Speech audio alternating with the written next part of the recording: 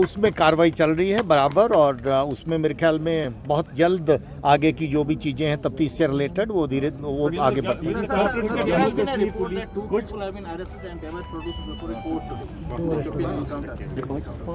वो हम लोगों ने 2 लोग जिनके ऊपर इनिशियल स्टेज के ऊपर शक व शुबा था, वो अब आर्मी की कोर्ट ऑफ इंक्वायरी, जैसे मैंने कहा, एक स्टेज उसकी मुकम्मल हो चुकी है, उसी वजह से हमने उसको होल्ड किया था।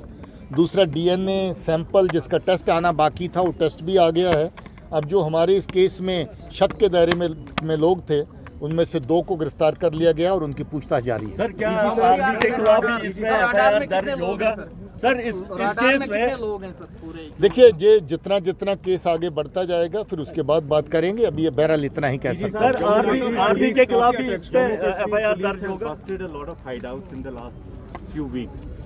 There are Chinese weapons which have been also recovered, and it's been said that China is dropping these weapons through drones. How is security grid going to tackle that? क्या चाइनीज वेपन्स यहाँ पे पाए गए हैं या Chinese को इस्तेमाल? देखिए, जब से मिलिटेंसी चली है तब से लेकर के अलग-अलग ब्रांड वेपन के जहाँ पर रिकवर होते हैं, this is not something new which we have found.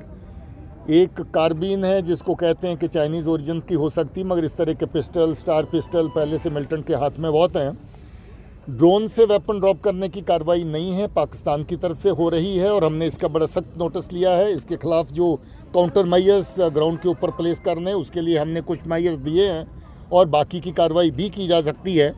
मगर इसमें अभी तक जो हम लोग देखे हैं, काफ़ी ज़्यादा कंसाइनमेंट्स वेपन की, उसमें AK-47 भी है, MO4 वेपन भी है जो पहले इधर भी कश्मीर में जैश मोहम्मद के पास पाया जाता है।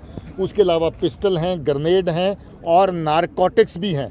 सो ये 2 तरह की कार्रवाई, टेररिज्म को हथियार पहुँचाना और हथियार खरीदने के लिए, मिलिटेंसी चलाने के लिए नारकोटिक्स की सप्लाई, जिसको बेचने के बाद पैसे को मिलिटेंसी को फंड करने के लिए इस्तेमाल कर सकें, ये दोनों ही पाकिस्तान से चल रही हैं। इसके खिलाफ जो कानूनी कार्रवाई ग्राउंड की सतह पे वो भी हो रही है और जो काउंटर मेजर्स लेने हैं वो भी किए जा रहे हैं। Thank you very much.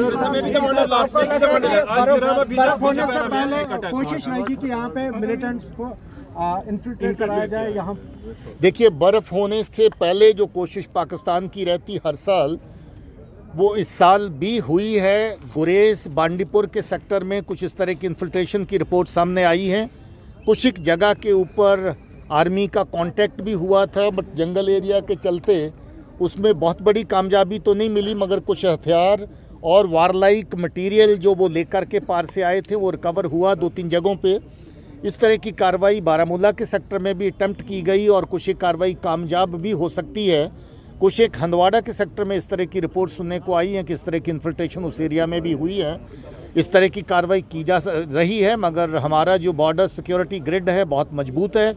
इस साल बहुत सारे जो इस तरह के अटेम्प्ट हैं उनको बॉर्डर पे नाकाम किया गया है, चाहे वो रजौरी पुंछ का एरिया हो, वहाँ पर भी इस तरह के अटेम्प्ट नाकाम किए गए।